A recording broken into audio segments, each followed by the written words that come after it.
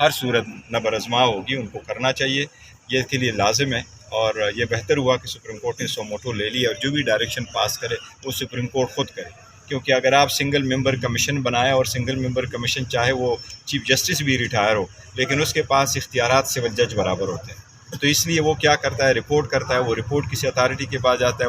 وہ آپ سیکشن افسر کے پاس رپورٹ بھیجے گے، وہ اس پہ کمنٹس مانگے گا، وہ لمبا کہتا ہے۔ جو بھی آرڈر ہونے ہیں، کیونکہ اس میں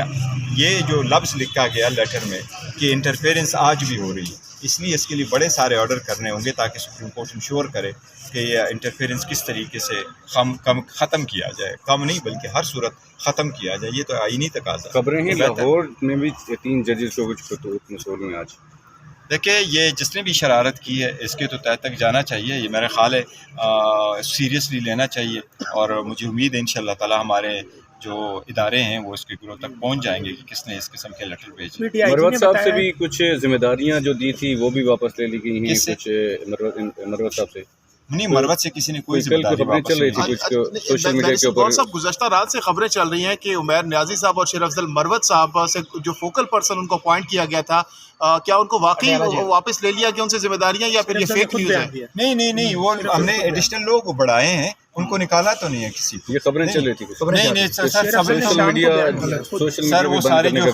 جو خبریں آتی ہیں نا، پہلے سے کہ سچ آ جائے تو وہ ساری اتنی پھیل چکی ہوتی ہے۔ میرے پاس بھی وہ خبر آئی ہے، میں نے اس کی تردید بھی کی ہے، تو وہ نہیں ہے سر۔ عمیر اور صاحب، یہ بھی کہا جا رہا ہے کہ جو سوشل میڈیا ٹیم انہوں نے بنائی ہے شیر افضل مروت صاحب نے، وہ بھی ان کو کہا گیا ہے کہ اس کو ختم کیا جائے، اس لیے بھی عمران خان صاحب کی طرف سے نہیں کمیٹی کی میٹنگ میں کوئی لڑائی بھی ہوئی ہے شیر افضل مروت صاحب؟ نہیں،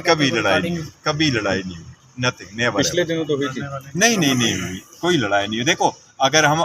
کور کمیٹی میں، آپ کو میں بتاؤں، پی ٹی آئی کی کور کمیٹی واحد پارٹی ہے اور واحد کور کمیٹی ہے جس میں ہر واک آف لائف سے لوگ بیٹھے ہیں، اور سارے لوگ اپنے رائے کا کھل کر اظہار کرتے ہیں، اور ہر ایک دوسرے کے برابر سمجھ کر کے اظہار کرتے ہیں، نہ in like the other political party جس میں آپ نہ پیپلز پارٹی والے میں کچھ کہہ سکتے ہو، نہ نون والے میں کچھ کہہ سکتے ہو، نہ ایون فضل الرحمان صاحب والی پارٹی میں کچھ کہہ سکتے ہو، تو کھل کر کے بات کرتے ہیں، اور جو پارٹی کنسنسس سے فیصلہ کرتی ہے اسی کو ہم امپلیمنٹ کرتے ہیں، خان کے مشورے کے ساتھ اور ان کے اپروول کے ساتھ۔ تو یہ بیچ میں سے اگر کوئی آگے پیچھے بات ہوتی رہتی تو ہم واپس آ جاتے ہیں اسی وقت۔ مروت صاحب کی خبر میں کوئی صداقت نہیں ہے؟ نہیں، مروت صاحب کی خبر میں بالکل صداقت نہیں ہے کہ اس سے کوئی ذمہ داری کسی نے لی ہے۔ جو ذمہ داری جس کے پاس جب تھی وہ وہی ذمہ داری ہے، اور ہم کنٹینیو کر رہے ہیں۔ لیٹر والے معاملے ابھی بینچ بنایا ہے تو سپریم کورٹ سے یہی توقع ہے، اور سپریم کورٹ ابھی شروع کیا ہے، مجھے پورا امید ہے انشاءاللہ تعالیٰ کہ سپریم کورٹ صحیح کام کرے گی، اور صحیح کام کر رہی ہے سپریم کورٹ ہر صورت انشاءاللہ۔ بیرسٹر غور صاحب، جو جلسے کے حوالے سے ڈیٹ دی گئی تھی اس میں بھی وہ جلسے کی دیکھا، پہلے ہم نے 23 مارچ کا رکھا تھا، پھر وہ اس دن کی مناسبت سے پھر ہم نے وہ ڈیٹ چینج کر لی، پھر 30 تاریخ کو ہم کرنا چاہ رہے تھے، پر ہمیں این او سی نہیں ملا، اور 6 تاریخ کے لیے این او سی ملا ہے۔ 27واں رمضان ہے، اسلام آباد میں زیادہ تر لوگ بھی نہیں ہوں گے، اور وہ مذہبی اس کی وجہ سے شاید ہمیں آگے کرنا پڑ رہا ہے، تو اس لیے ہم عید کے بعد کریں گے۔ اور ساتھ ہی ساتھ تحریک کے حوالے سے بتائے گا، اسد قیصر صاحب نے گزشتہ روزوں میں کہا کہ تحریک ہمارا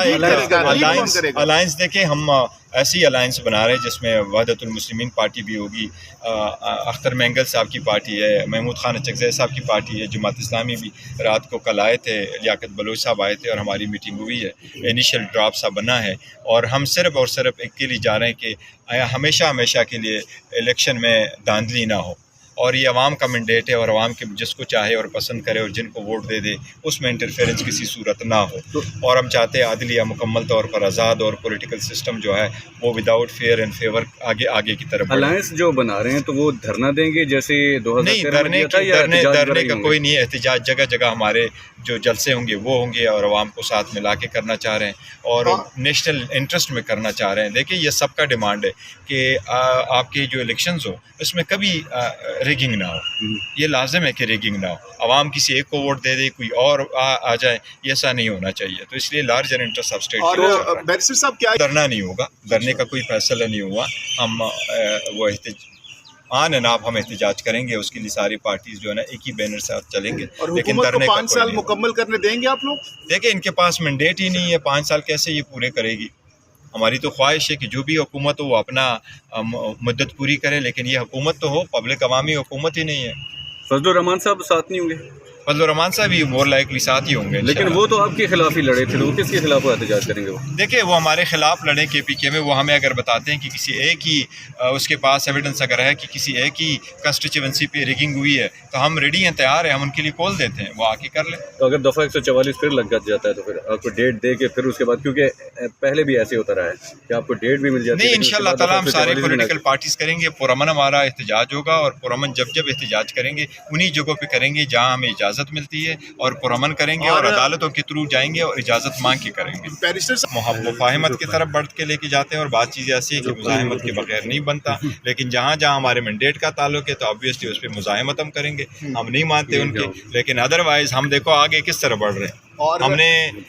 इन मास रिजिग्नेशन पे नहीं गए, सिटन पे नहीं गए, बॉयकॉट पे नहीं गए, और फिर भी पार्लियामेंट में बैठे, देखते हुए भी बैठे कि सामने वाला जो बैठा हुआ उनके पास मैंडेट नहीं है। और शहबाज शरीफ का अगर आप देखना चाहें तो शहबाज शरीफ की पहले दिन की आप निकाल लें, पहले दिन की हेयरिंग आप निकालें, जिस दिन ये वो कह रहे हैं कि मैं वज़ीर आज़म बनाऊँ, नवाज शरीफ ने खड़े होकर उनको नहीं कहा कि मुबारक हो, जरदारी ने खड़े होकर इनको नहीं कहा कि आप मुबारक हो, तो नवाज शरीफ ने तो खड़े होकर एक लफ्ज़ नहीं बोला, अपना नाम तक नहीं बोला पार्लियामेंट में। क्या वजह हो सकती है? तो दिल से वो हारा हुआ है ना, वो कह रहा है मैं किधर आया हूँ।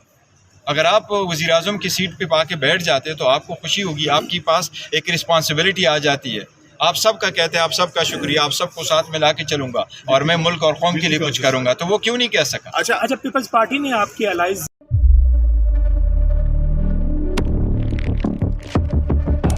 कुदरत की तख्लीक में कोई कमी नहीं, बस देखने वाली नजर चाहिए।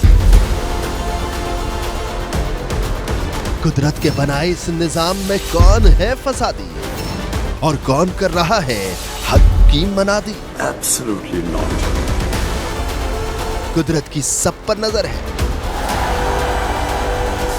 मजलूम की आह हो या जालिम पे परवाह, कुदरत की नजर से ओझल नहीं।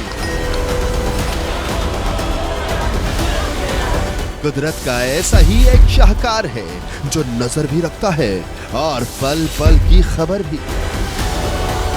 बराह रास्त जलसे हो या रखनी हो पाकिस्तान समेत दुनिया भर की खबरों पर नजर, तो अभी सब्सक्राइब करें YouTube पर डेली कुदरत को, या फिर फॉलो करें सोशल मीडिया पर डेली कुदरत को, और रहें हर लम्हा बाखबर। कुदरत हर वक्त बर वक्त।